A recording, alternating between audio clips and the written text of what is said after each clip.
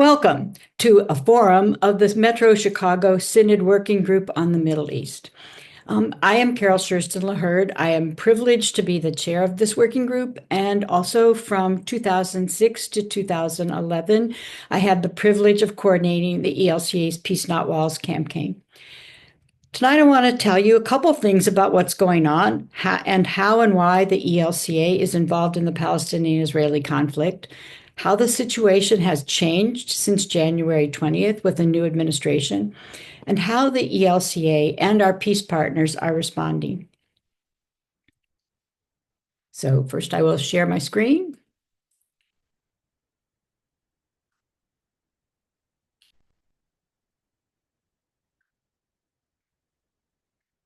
A little bit about the Metro Chicago Synod Working Group. The organization is probably close to 25 years old, and I'm happy to say that several of our active members that are in the current group have been there since the beginning. Here are some things the group has done in the past.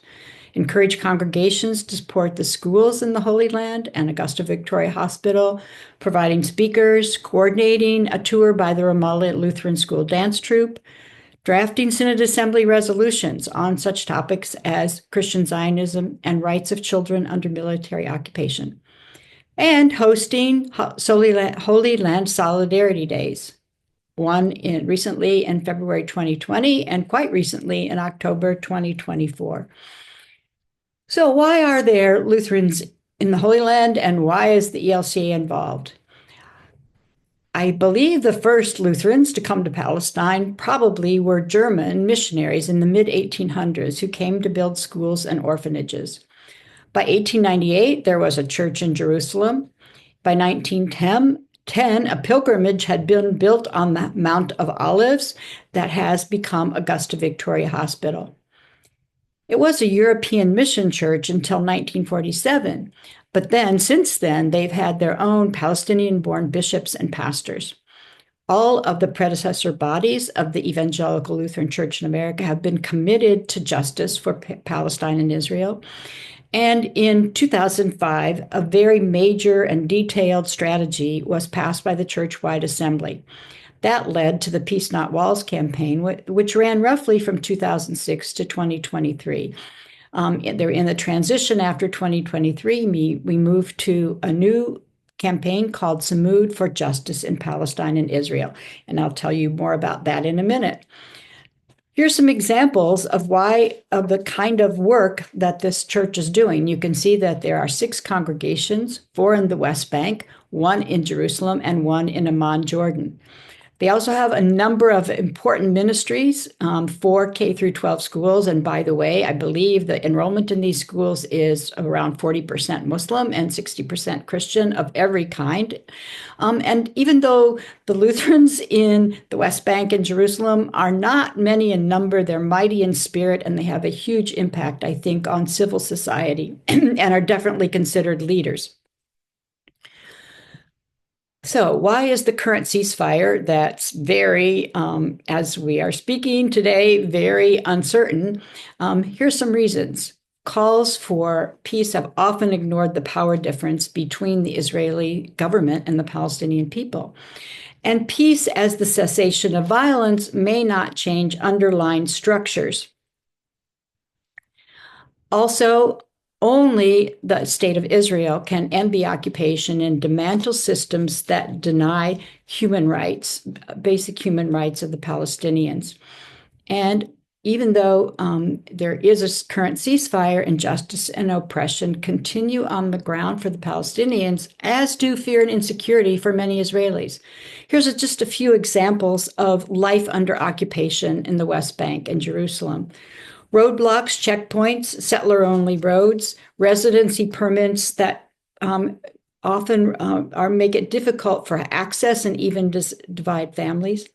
Restriction of electricity and water usage, which is administered by the State of Israel, and 750,000 Israeli settlers living in permanent cities in the occupied West Bank and East Jerusalem.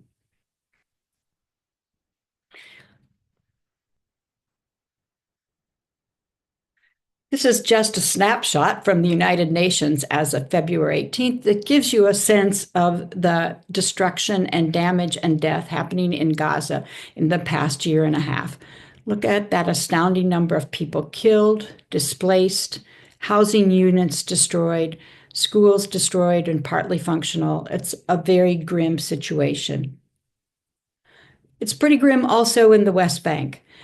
At least 883 Palestinians have died since October 7th, 2023. Lots of residents have been displaced quite recently since the Israeli Defense Forces have begun an operation in January. Access to education is severely limited. But we need to remember, of course, also the humanitarian impact on Israelis. At least 1,139 died on October 7th. 407, I presume mostly soldiers in the Gaza war. Of the 144 hostages were freed alive, with 25 in phase one of the ceasefire. There are 59 still to be released, but only 24 of those are believed to be alive. And also, not well known at all in the United States is that Israeli towns and villages near the borders with Gaza and Lebanon have had their populations displaced because of bombardment from Hamas and also from Hezbollah in Lebanon. At least that part has eased for now with the truce between Lebanon and the Israeli government. So, what's currently happening in the West Bank? Definitely increased settler violence, often targeting civilians and Palestinian civilians and property, with crop destruction, physical assaults, all in an attempt to intimidate and displace Palestinians and remove them, basically, with Israeli settlers, often illegal outposts. The United Nations has recorded since October 7th up until December 31st, 2024, at least 1,860 incidents of settler violence in the occupied West Bank. As I mentioned before, there's been lots of recent displacement, especially of 40,000 Palestinians from the Jenin and Tulkarm refugee camps. On February 21st of this year, just a few weeks ago, for the first time in 20 years, Israeli tanks have entered the West Bank. And in Jenin, the IDF has demolished at least 120 homes in the city's refugee camp. Also, the economy is in really bad shape. Unemployment went from 18% in the West Bank in 2023 to 35% in 2024. One of the contributing factors to this economy is severe restriction of movement and access, which was already bad with checkpoints and settler-only roads and fewer roads for Palestinians to get around in the West Bank. But now there are many, many more checkpoints and barriers than there were.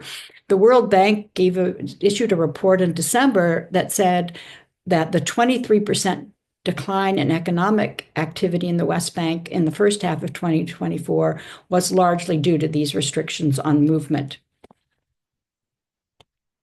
So, what's been happening in Gaza and Israel since January 20th with the new administration? Well, first of all, we know that Trump envoy Stephen Witkoff was able to negotiate a fragile ceasefire, and there was a further exchange of Israeli hostages and Palestinian prisoners from Israeli prisons.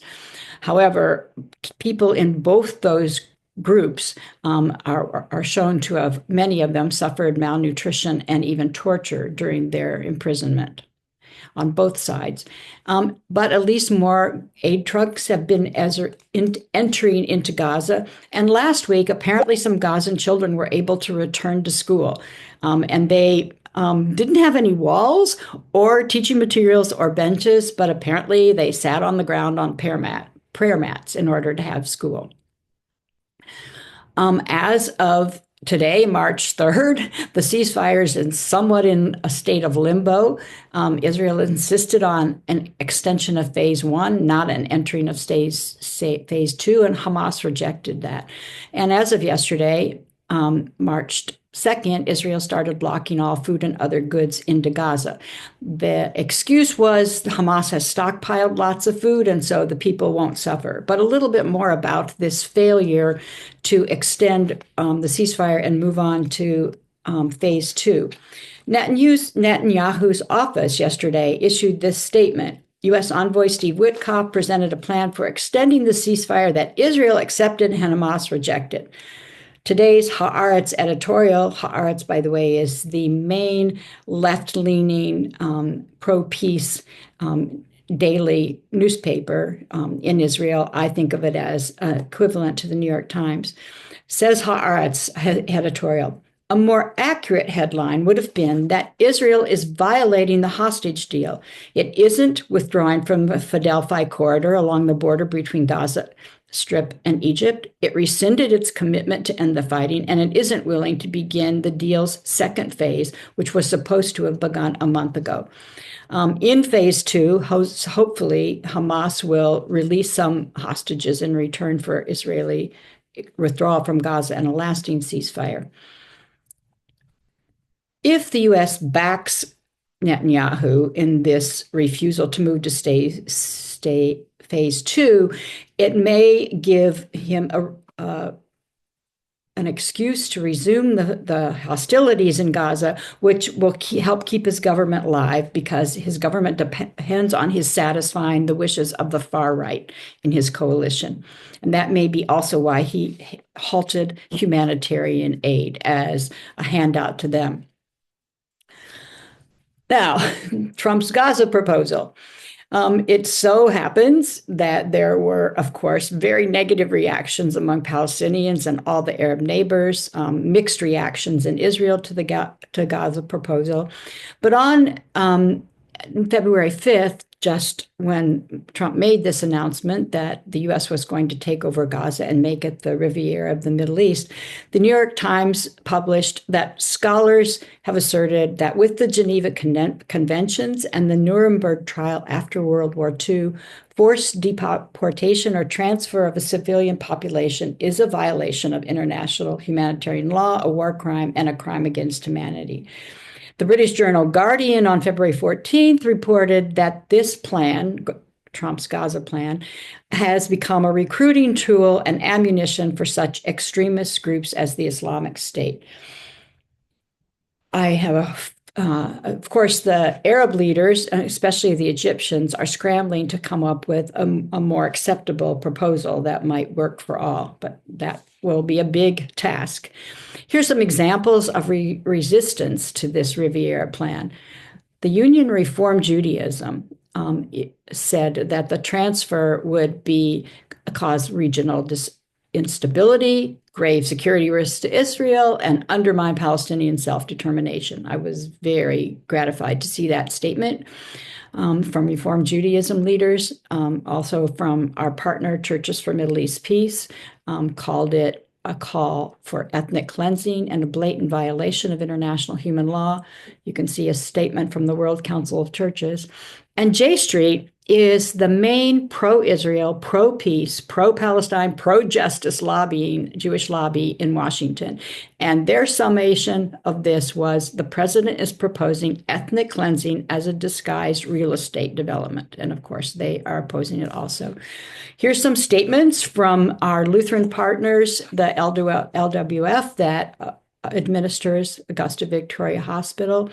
And I think their statement, you can look at the last line, is interesting because they talk about the root causes of the conflict, including Israel's illegal occupation of the Palestinian territory.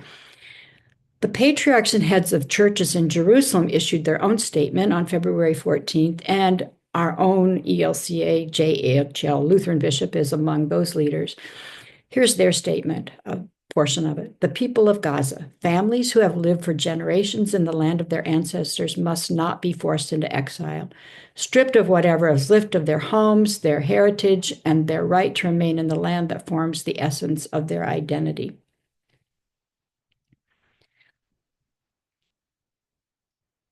How's the ELCA responding? Well, Bishop Eaton issued a statement on February 2017 supporting the one I just read from the Jerusalem leaders, and she followed her statement with a call to prayer, action, learning, and public witness. The ELCA has a number of action alerts relating to this issue: Gaza and ceasefire, urging the resumption of funding of the UN Relief Agency, helping end the pause of U.S. foreign assistance. And of course, the new campaign, Synod for Justice in Palestine and Israel. Synod is an Arabic word meaning steadfastness. It was suggested by our Palestinian Lutheran partners because that's how they define their role in all these years of occupation, that they have to be steadfast in maintaining their society, but also in trying to resist in nonviolent ways.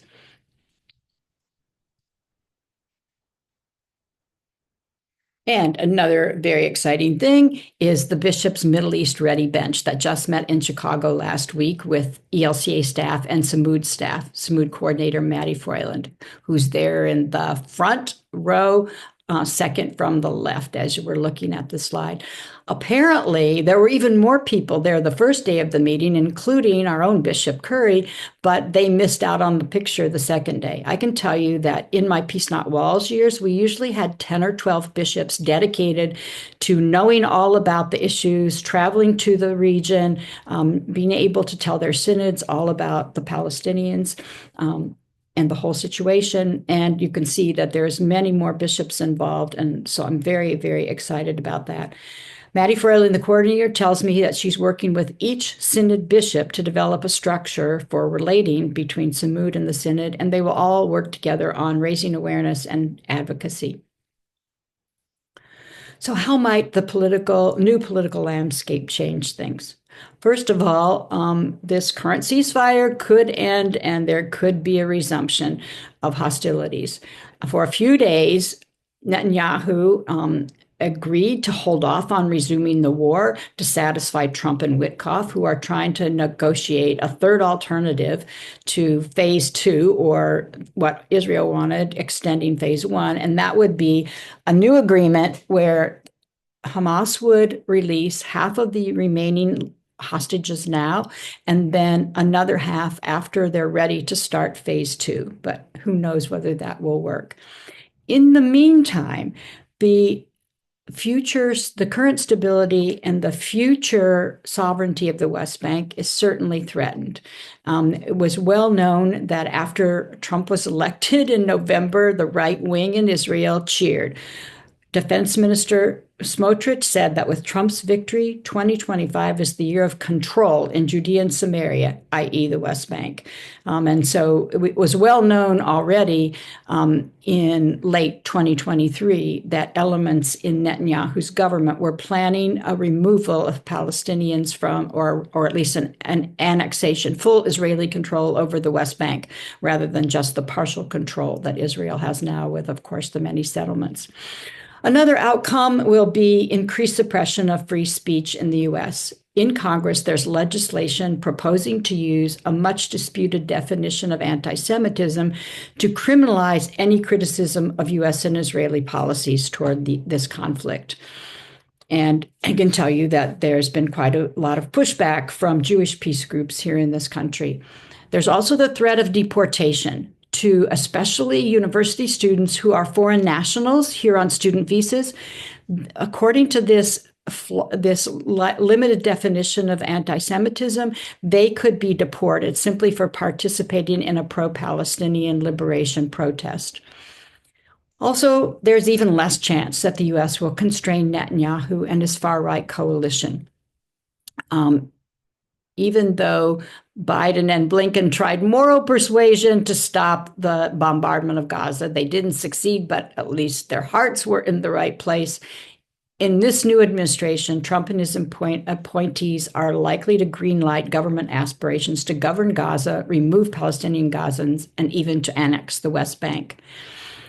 An example, the new House and Foreign Shares Committee chairman is Brian Mast, and he has instructed staff to refer to the West Bank as Judea and Samaria in all official documents and communications. When this is happening, it is, in fact, a deviation of many decades of standing U.S. policy. Every sitting president since George H.W. Bush, regardless of party, has supported the Palestinians' right to a state. And so these are very alarming developments now. Finally, the cuts to USAID funding will affect many Palestinians. It will affect pro-peace joint Israeli and Palestinian peace groups will lose key support. Augusta Victoria's funding, much of some of that comes from USAID. That's now in limbo because the administrators of Augusta Victoria and LWF have not been able to reach USAID to see whether the funding will continue. Another example is the destructive consequences of the near elimination of U.S. humanitarian foreign aid is this group, the Parent Circle Family Forum. It's a joint Israeli-Palestinian organization made up of more than 600 bereaved families. Their common bond is that they have all lost a family member to this long-standing conflict. But instead of choosing revenge, they have chosen a path of reconciliation. And they worked really hard after October 7th, 2023, to stay together despite the suffering on both sides.